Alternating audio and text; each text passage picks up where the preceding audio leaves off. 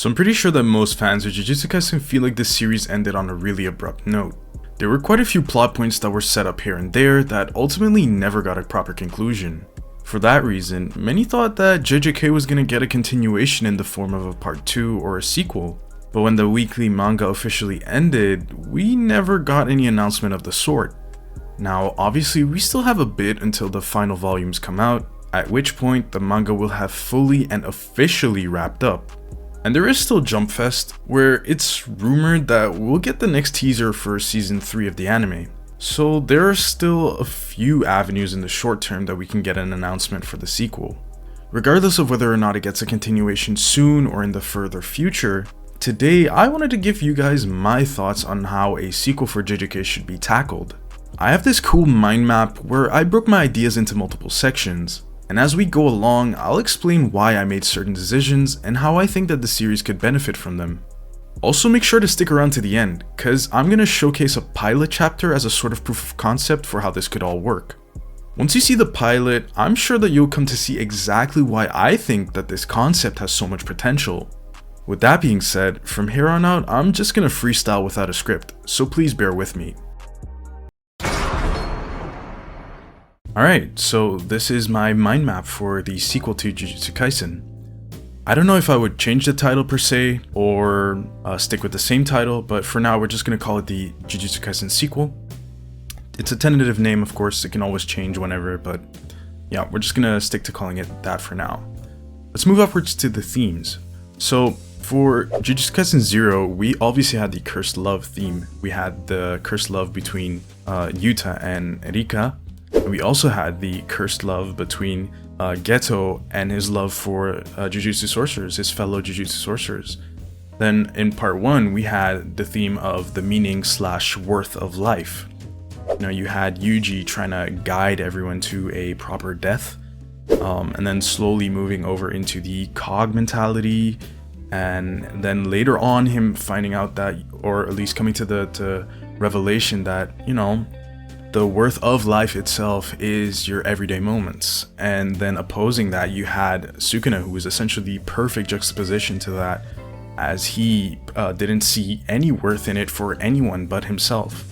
And his only true satisfaction in it was just passing time. And they were almost in a sense polar opposites. And in the end, you see that Yuji's theme kind of won, or at least his interpretation of the meaning and worth of life. And so for part 2, I think it would be cool if we go with a forgiveness theme, or a theme about the consequences of greed. And you'll see more and more why I chose those two in a bit. But let's move downwards. Let's head over to the premise that I came up with.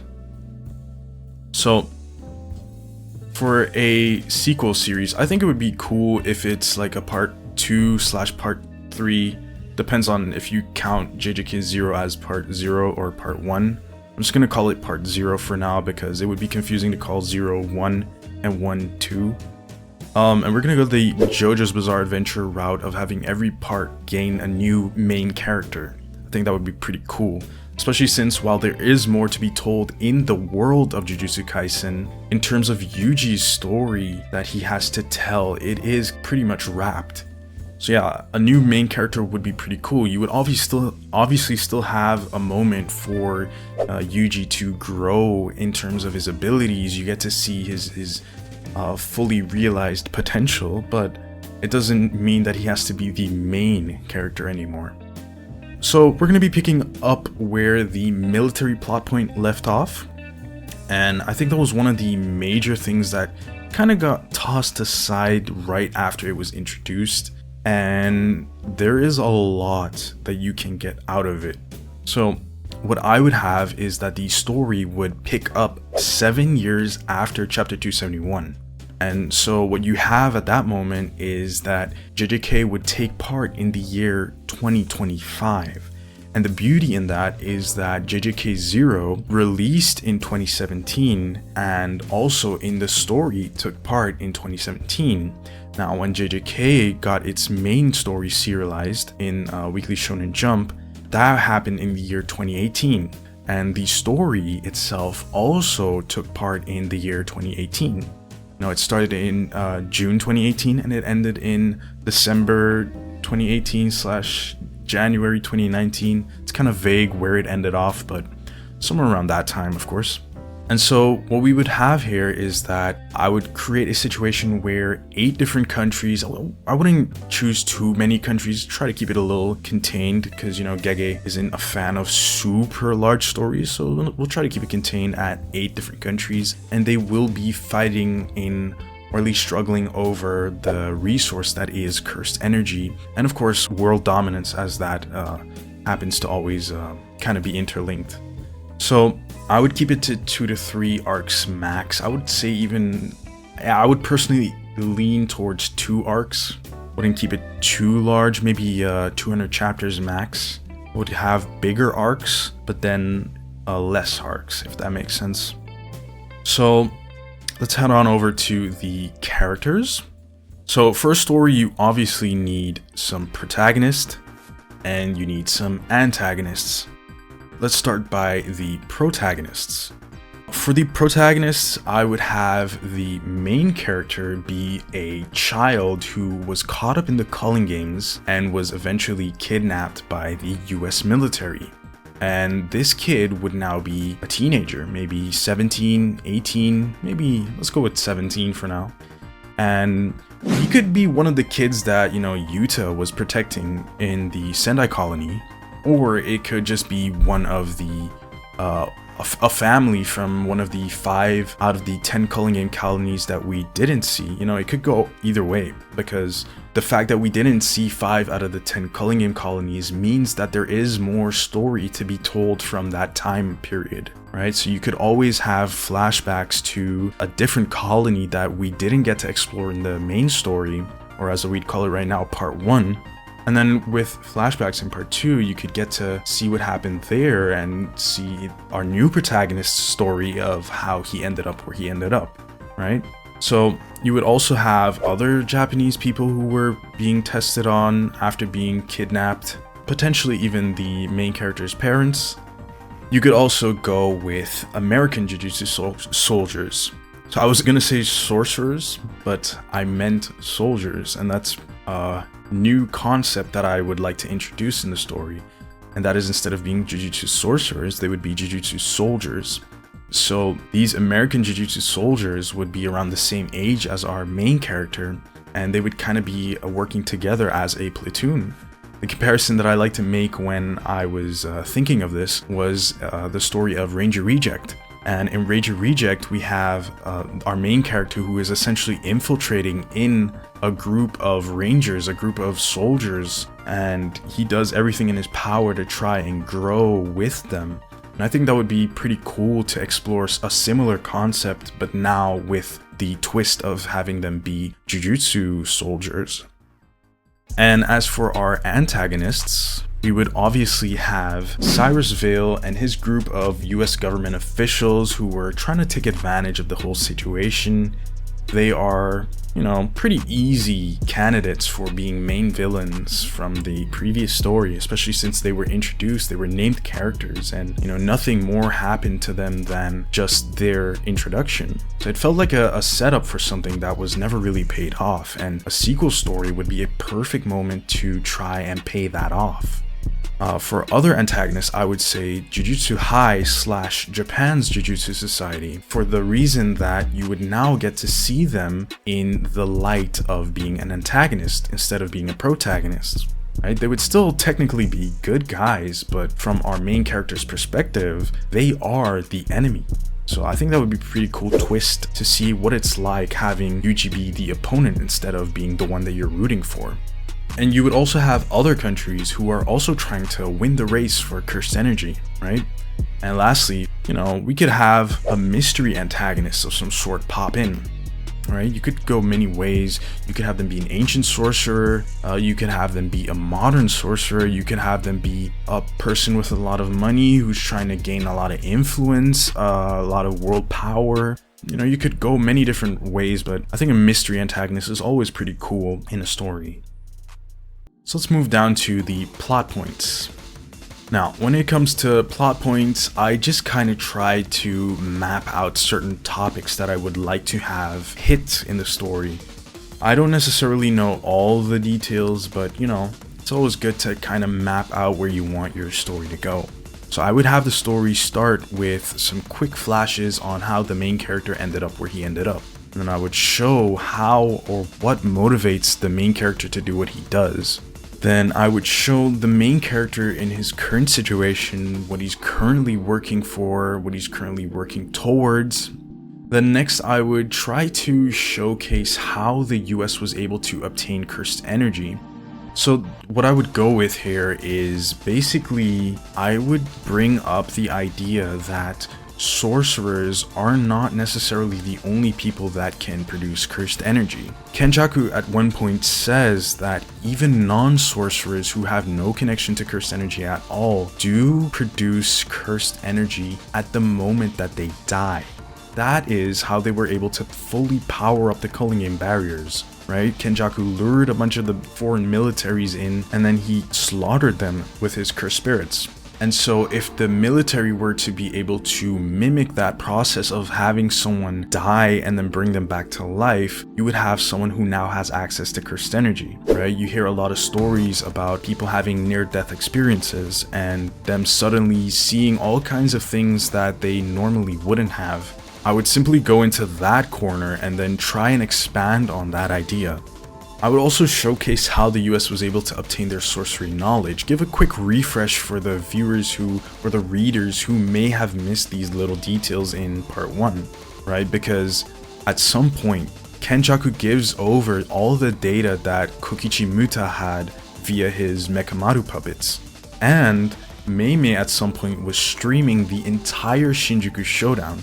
So everything that happened during Shinjuku, all of the people around the world and all of the foreign governments should have at least some knowledge on sorcery. So then I would have the main character's first mission be to sneak into Japan, because Japan is the main source of cursed energy as we currently know it, right? And Tengen's barriers were what was necessary to be able to create that situation. But the information surrounding Tengen's barriers was never leaked out to the public as far as we know. So it would be pretty cool if now that all the countries have sorcery, that they would try to invade Japan again and try to get more information on the barriers. And then I would have that situation fail and it could lead to a sort of global conflict, right? And then somewhere down the line, I would also reveal that the US military figured out how to combine jujutsu and strategic warfare tactics, and that they're using that to create super soldier platoons befitting to various needs. And the comparison that I would draw here is that in the manga Frieren, they have a country that is comprised of a lot of mages, and they were able to combine aspects of magic and military tactics. Something similar could be done here. You know, as far as we know, Jujutsu sorcerers have essentially always been fighting one-on-ones or maybe a couple people versus one guy, but it's never really been troops against other troops. It's never been platoons against platoons. They haven't really been fighting wars with Jujutsu, right? Once you start integrating military tactics into battle systems that are supernatural, you get all kinds of new results that, you know, the old guard, as I would put it, is not necessarily ready for. That way you could essentially overcome large gaps in strength that the current characters may not necessarily have. So then at that point, I would reintroduce the old cast now having grown up. You know, we're 7 years further. We would like to reintroduce them into the story, explain what they've been up to, explain why they still haven't been able to rescue the captured civilians. And what I would go with here is that the threat of civilians getting slaughtered in a war would be too great of a risk, right? Because Jujutsu sorcerers technically have the power necessary to take down a country by themselves, right? That's what special grade is all about. They technically could invade the United States and rescue everyone, right? But as soon as you do that, you open the floodgates to a nuclear global conflict, right? You can't protect the entire nation as a small group of sorcerers. right? What if the US decides, you know what, we're gonna drop another atomic bomb? You know, what are you gonna do then? So essentially the risk of it backfiring has become so great that they would not have been able to attempt it at the very least. And then I would also reveal that the US isn't the only country that's been working on creating sorcerers in the last few years. I would introduce that a little bit later, of course. At the start of part 2, you would only kind of want it to be a US versus Japan kind of thing, and then later on you have more countries coming into the fold.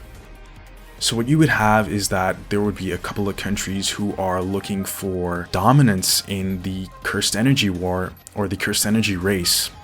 And you would also need to have some countries that are neutral in the stance. The way how I would have this culminate is that it would lead into a gigantic tournament arc that decides the fate of the world. Gege Akutami revealed in, I think it was the recent art exhibition, that he wanted to at some point have a tournament arc, right? But he never got to actually fulfill that. And so this could be a perfect opportunity to get that tournament arc that he wanted. I would have 8 countries be introduced and have them kind of all brawl it out.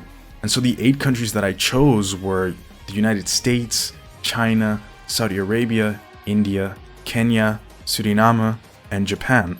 And now the reason why I chose the US and China are because they were the ones that were explicitly shown in the manga to have been in contact with Kenjaku. And the reason why I chose Saudi Arabia is because Yuki Tsukumo did hint that, you know, one of the Middle Eastern countries would at least try and enter the race for cursed energy. And as for India, I chose them because, you know, Kenjaku had the Ganesha curse spirit, and he did reveal that it was indeed a cursed spirit that was imported from overseas, which essentially confirms that India does have cursed spirits and by proxy cursed energy. Maybe they have it in little bits and little amounts, but they do already have it, and thus it wouldn't be that strange to introduce this country as a country that would be one of the countries to gain more cursed energy. As for Kenya, they were already one of the countries that was confirmed to also have sorcery. You know, Miguel is from Kenya himself, and he comes from a clan or at least a family of sorcerers. You know, his people were the ones who wove the black rope with the ability to disrupt other curse techniques, which at the very least signifies that they might have other sorcerers there. And the reason why I chose Suriname is because they are one of those countries that are really ethnically diverse. And it's not just being ethnically diverse that made them get the cut, but it's the fact that their ethnic groups are also super spiritual. So for example, you have the Maroons, who came there via slavery, and they are peoples that come from countries such as Benin, Ghana, and Ivory Coast. And Benin being one of the countries that is very spiritual.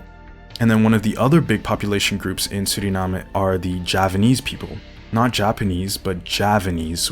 And those people are also known for being extremely spiritual, so it would make sense that they would also be one of the people who gain cursed energy. And lastly, one of the other big ethnic groups in Suriname is the Hindu people of India.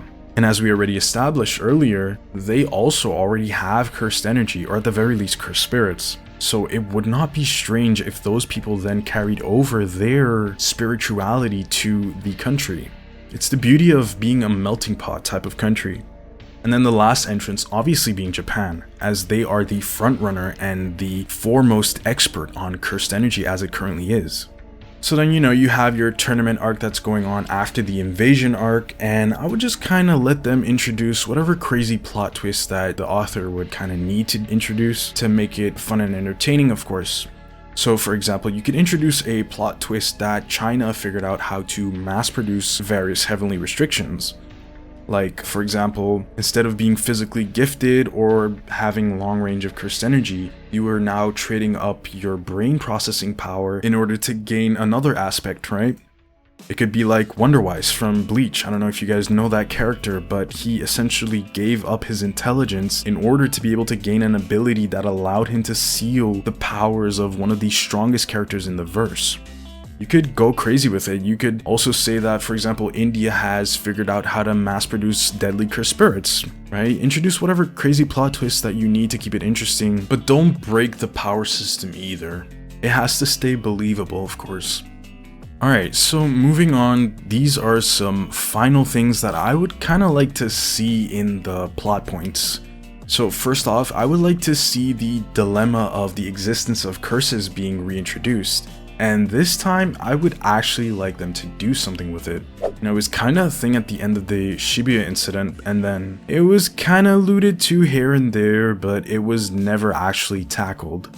And then something else that I would like to see in a story like this is a strong character dynamic again for the main character. So like Yuta and Rika and Yuji and Sukuna. So I couldn't necessarily figure out anything like this on my own, but I'm sure that, you know, if Gege ever decides to pick up the pen again, it shouldn't be too hard for him to come up with something as cool and interesting. A third thing that I'd like to see is expansion on the possibilities of cursed energy. I just said don't break the power system, but at the same time I'd like to see some more new things. The fourth thing that I'd like to see in the story is revealing what happens when you break a binding vow with multiple parties. And you know, it would be cool if this could be done in the most gruesome manner ever. And the fifth thing that I would like to see is showing that Gojo's dream society is actually functioning, or at the very least show how it's functioning. You know, you don't need to spoon feed this, but just let it be subtle, just kind of show it to us. Show that Gojo dying was actually worth it. These are some things that I think the sequel could play with.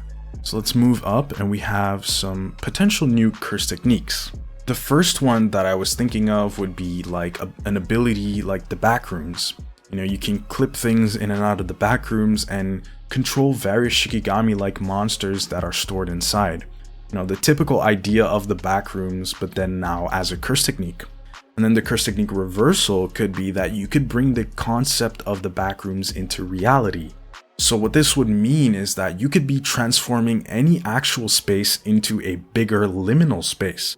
Like for example, you could turn the inside of someone's mouth into a backroom and then fill it up with junk and then turn it back to normal to blow open their head with all the junk that was inside. And the next ability that I came up with is a cosplay ability. This ability is basically that you could gain a single ability from any character that you're cosplaying as. And so the ability would become more powerful the more accurate the cosplay is.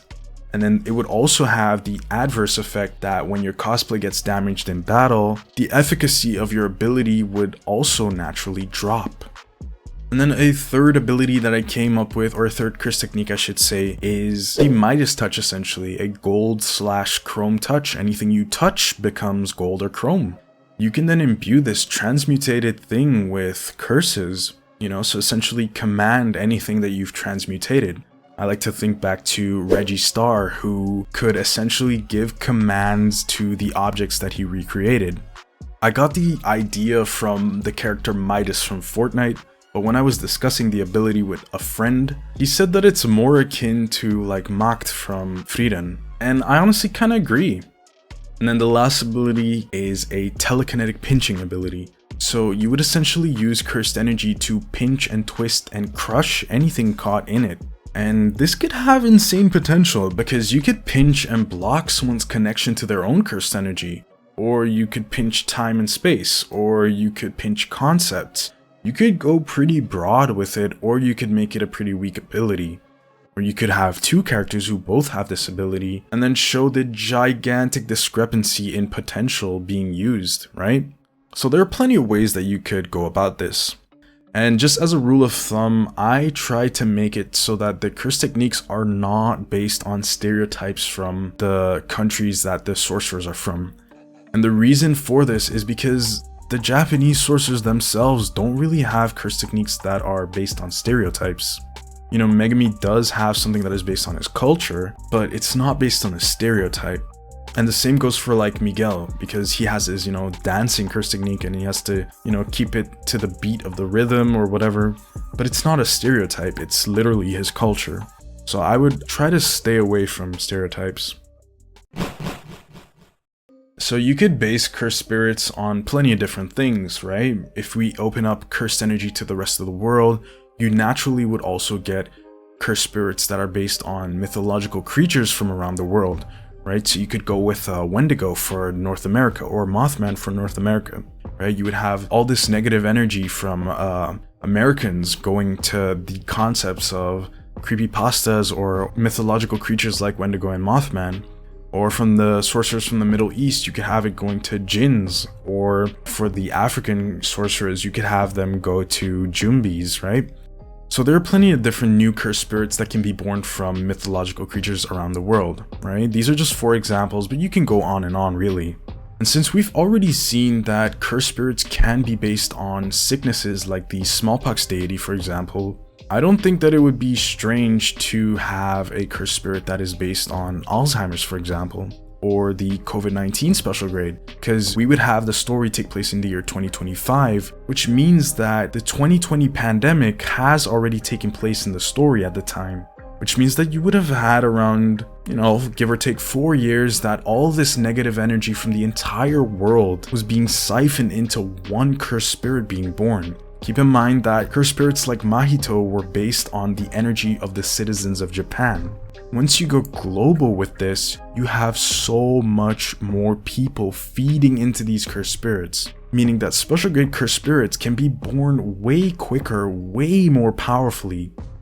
And then lastly, we have cursed spirits that are based on concepts. Something like inflation, for example. The economy always has to deal with inflation, and so there's always going to be negative energy that is going towards this idea of economic inflation, but it could also be taken very literally, and thus it could have powers based on both the figurative and literal ideas behind inflation.